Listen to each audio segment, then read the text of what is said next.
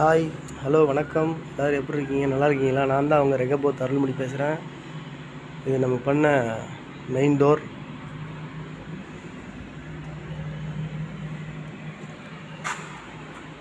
Window, இது இன்னொரு window. Dining hall window, kitchen, பூஜை ரூம், இது ஒரு பெட்ரூம், இது ஒரு பெட்ரூம், இது பாத்ரூம் டோரு.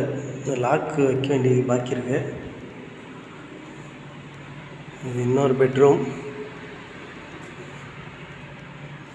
இது இன்னொரு பாத்ரூம். எல்லாமே டீக் வுட்டு, ஃபுல் அண்ட் ஃபுல் எல்லாம் பண்ணியிருக்கு.